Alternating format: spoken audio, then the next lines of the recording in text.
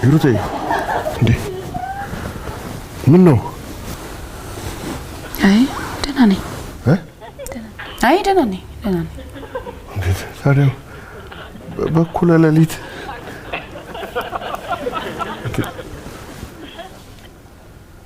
አነጣጠርሽብኝ እኮ። በሰላም ነው? ምን እንዳማረኝ ታውቃለህ? ምን አማረሽ? ድስት፣ ትልቅ ድስት።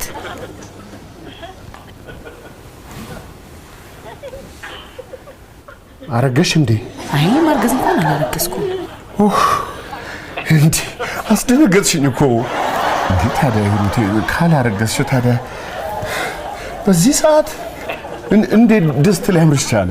ሐሳቡ ምን መሰለ? አንድ ትልቅ ድስት ቢኖረን ፀሐይ መታ ከምታንቦጫርቀው ወጥ ለአንድ ሳምንት አንድ ጊዜ ተሰርቶ ያለ ምንም ስጋት ያሳርፈናል። እኔም በጧት ተነስቼ ለሄኒ ክምር መጠመጥ ይቀንስልኛል። አይመስልም? ጥሩ ሐሳብ አይደል? አዎ ጥሩ ነው ሂሩቴ። ግን እንደው አሁን በኩለ ሌሊት በዚህ ሰዓት ድስት? አሁን እኮ ሰይጣን ልጁን ድሮ ሙሽራዬ እያለ ነው። አይ እኔ ድንገት ሐሳቡ መጥቶልኝ እኮ ሳይጠፋብኝ ልንገር ብዬ ነው። በዛ ላይ ደግሞ ብቻዬን መወሰን የለብኝም፣ መመካከር አለብኝ። እውነት ነው፣ መመካከር ጥሩ ነው። ምንድነው? ተኝ ሌሊት ለአራዊት ነው።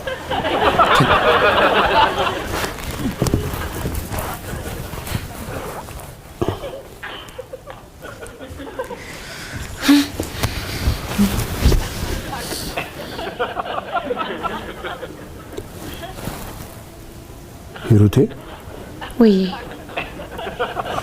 ጫት ጀመርሽ እንዴ?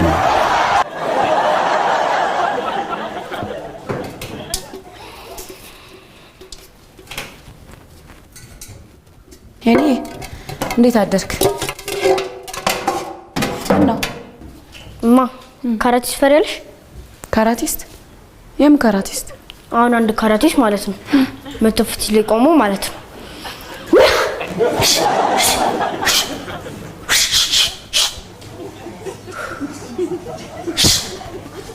ቢል ትፈራለሽ? አፈር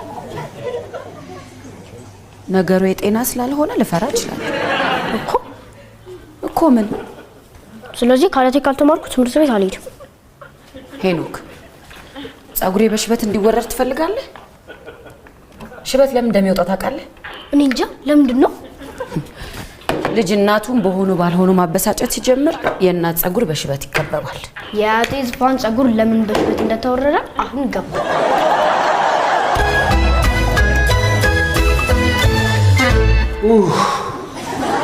አባ ካራቴ ትፈራለህ?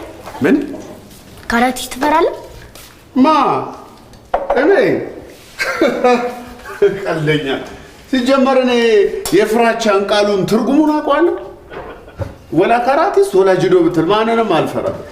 እግሩን ይዤ ነው እንደ ጅራፍ ማጮ።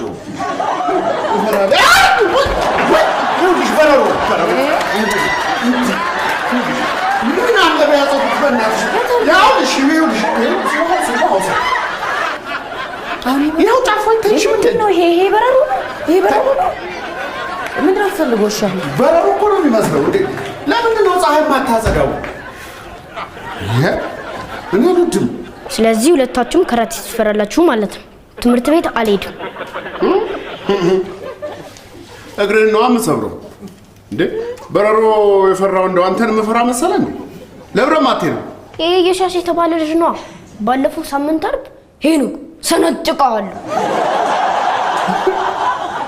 ሰነጥቀዋለሁ? ለምንድን ነው የሚሰነጥቀ? ስንጫወት እኔ ዳኛ ነበርኩ። ከዛ እኔ ዳኛ አለ። ከዛ እኔ ስለው ሄኖክ ሰነጥቀዋለሁ። ቁጣው ገብቶኛል። ግን ቆይ ሰነጥቀዋለሁ ያለ ካንተ ተተናክሎ ሆኖ ወይስ ደግሞ ከመሬት ተነስቶ ነው?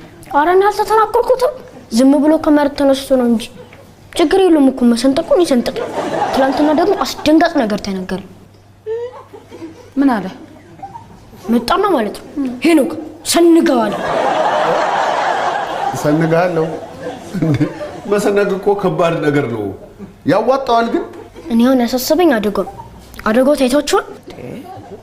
የምን አደጋ? ከሰነጠቀኝ ከሰነገኝ ቀጥለው የሚመጣው ገብታችኋል?